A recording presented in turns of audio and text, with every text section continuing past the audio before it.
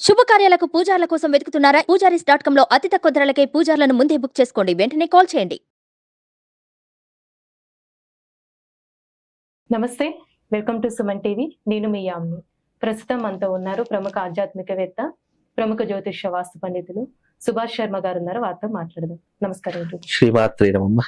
గురుగారు, మనకి ప్రతి నెల సంకష్టహర చతుర్థి అనేది వస్తూ ఉంటుంది కదండి, కానీ ఈ నెల మనకి అసలు 30-31 కదండి మనకున్నది. అసలు తప్పకుండా తెలియజేస్తానమ్మా. ముందుగా ప్రేక్షకులందరికీ శ్రీమాత్రే నమః, శ్రీ గురుభ్యో నమః.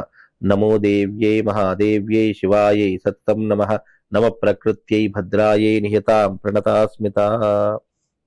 సంకష్టహర చతుర్థి అనేటటువంటిది చంద్రుడు ఉన్నటువంటి సమయాన్ని సూచనగా చూసుకొని ఈ సంకష్టహర చతుర్థిని నిర్ణయం చేయడం జరుగుతుంది.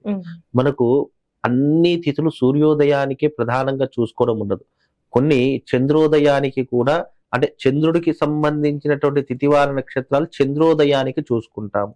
అలాగే సూర్యోదయానికి చూసుకోవాల్సినటువంటి తిథివార నక్షత్రాలు సూర్యోదయానికి చూసుకుంటాం. ఉదాహరణకు పండుగలు ఉన్నాయి, వ్రతములు ఉన్నాయి, పూజలు ఉన్నాయి, ఉపవాసాలు ఉన్నాయి.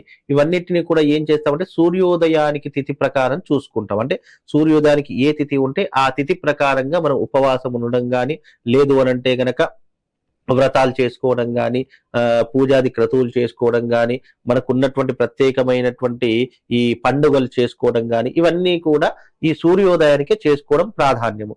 అలాగే చంద్రోదయానికి ఏంటి ప్రాధాన్యము అంటే పౌర్ణమి తిథి కానివ్వండి, ఈ సంకష్టహర చతుర్థి కానివ్వండి, అలాగే ఈ దత్త పౌర్ణిమలు కానివ్వండి, కొన్ని పౌర్ణిమలు ప్రధానంగా వచ్చేటటువంటి విషయాలు ఉంటాయి. మాఘ పౌర్ణిమ, కార్తీక పౌర్ణిమ, ఇలాంటి కొన్ని ప్రత్యేకమైనటువంటి పౌర్ణిమలు ఈ చంద్రోదయానికి చూసుకోవడం. అలాగే సంకష్టహర చతుర్థి కూడా చంద్రోదయానికి మాత్రమే సూచన చేసుకోవాలి. లేదు అంటే ఇప్పుడు ఉదాహరణకు మీరు అన్నట్టుగా 30వ తారీఖు తదియ వెళ్ళిపోయి చెవితి ప్రారంభం అవుతుంది. ఎప్పుడు? ఉదయం 8:16 తదియ వెళ్ళిపోతుంది. దాని తర్వాత తదుపరి చెవితి వస్తుంది. ఈ చెవితి ఎన్ని గంటల వరకు ఉంటుంది? తెల్లవారితే 31వ తారీఖు అని అంటే 9:16 వరకు మాత్రమే ఉంటుంది. అంటే నీకు ఉదయకాలం పూటనే ఈ చెవితి ఉంటుంది కానీ చంద్రుడు కనిపించడు కదా.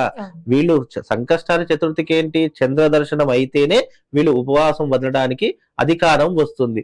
నీకు చంద్రోదయము వేళ ఉన్నటువంటి సమయము 30వ తారీఖు రోజు రాత్రి సమయంలో, అంటే పూర్తిగా రాత్రి నిండు పౌర్ణమి ఎప్పుడు అని అంటే గనక మనకు 30వ తారీఖే నిర్ణయించడం జరిగింది. అదే శనివారమే నిర్ణయించడం జరిగింది. 31వ తారీఖు మనకు చంద్రోదయానికి చెవితి ఉండదు, పంచమి వస్తుంది. కనుక చంద్రోదయానికి ఉన్నటువంటి వేళ ఏదైతే ఉందో అదే మనం ప్రధానంగా చెవితిని ఆరాధన చేసుకోవాలి. అది ఇప్పుడు నేను సొంతంగా చెప్తున్నటువంటిది కాదు, శాస్త్ర సమ్మతమైనటువంటిది. సనాతన ధర్మంలో కొన్ని నియమాలు సూక్ష్మాతి సూక్ష్మంగా చెప్పడం జరిగింది. అంటే చంద్రోదయానికి ఏ నియమాలు పాటించాలి, సూర్యోదయానికి ఎలాంటి నియమాలు పాటించాలి అనేటి. అంటే దీంట్లో మళ్ళీ 2 పద్ధతులు ఉంటాయి, చాంద్రమాన పద్ధతి, సౌరమాన పద్ధతి అని చెప్పేసి ఉంటాయి. కొన్ని సౌరమాన పద్ధతి ప్రకారం పాటిస్తాము, కొంత చాంద్రమాన పద్ధతి ప్రకారం పాటిస్తాం. ఎందుకంటే ఈ సూర్యచంద్రులకు ఏదైతే వ్యత్యాసం ఏదైతే ఉంటుందో అది అన్ని పండుగలకు వర్తించదు, కొన్ని పండుగలకు మాత్రమే వర్తిస్తుంది. ఈ సంకష్టహర చతుర్థి ప్రతి నెలకు ఒకసారి వచ్చేటటువంటి చతుర్థి కాబట్టి దీనికి చంద్రోదయమే ప్రధానంగా చూసుకుంటాం. కాబట్టి ఈ సంకష్టహర చతుర్థి తేదీ 30వ తారీఖు రోజునే పాటించడం జరుగుతుంది. అలానే ఇప్పుడు మనం ఏమైనా అనుకుంటాం కదండి, ఆ పనులు అవ్వకపోతే ఆ రోజు అసలు ఏ విధంగా చేస్తే మంచిదండి? అంటే ఏదైనా ఒక కోరిక అనుకొని. అయితే సంకష్టహర చతుర్థి అనేటటువంటిది సంకష్టములను దూరం చేయటానికి. సంకష్టములు అంటే ఏంటి? కష్టములు అని అర్థము. ప్రతి మనిషి జీవితంలో ఎన్నో రకాలైనటువంటి బాధలు ఉంటాయి.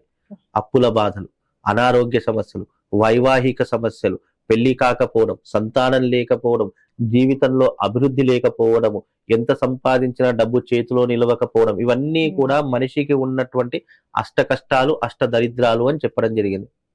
అయితే కష్టాలను తొలగించేటటువంటి వాడు, అలాగే ఈ యొక్క వచ్చేటటువంటి కష్టాలను పూర్తిగా నాశనం చేసేటటువంటి వాడు, వచ్చేటటువంటి అవాంతరాలు ఏవైతే ఇబ్బందులు ఉంటాయో వాటన్నిటిని కూడా దూరం చేసేటటువంటి వాడు విఘ్నేశ్వరి ఆరాధన చేసుకుంటే, ఇది కేవలం మనుషులు మాత్రం చేసుకునేటటువంటిది కాదు, ఇంద్రుడు చేసుకున్నాడు, అలాగే గొప్ప గొప్పనైనటువంటి దేవతలు చేసుకున్నారు. ఎంతో మంది దేవతలతో పాటు ఆచరించదగినటువంటిది, పూజనీయమైనటువంటిది ఈ సంకష్టహర చతుర్థి.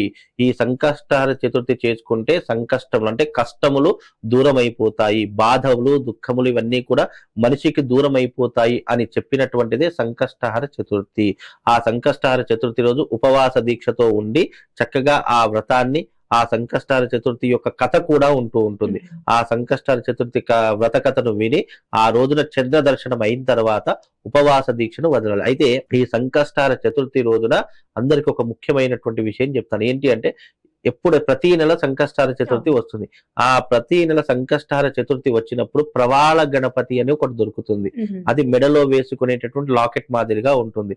ఎవరికైతే ఏ ఇంట్లోనైతే ఆర్థిక పరమైనటువంటి ఇబ్బందులు, భూమి సంబంధమైనటువంటి ఇబ్బందులు ఎవరికైతే ఉన్నాయో వాళ్ళు ఆ సంకష్టహర చతుర్థి రోజున ఈ ప్రవాళ గణపతిని పూజ చేసుకొని మన మెడలో ధరిస్తే గనక మన మీద ఉన్నటువంటి నెగిటివ్ ఫోర్స్ కానివ్వండి, మన మీద ఉన్నటువంటి వ్యతిరేకత కానీ పూర్తిగా తొలగిపోయి అనుకున్నటువంటి కోరికలు సకాలంలో పూర్తి అయిపోతాయి.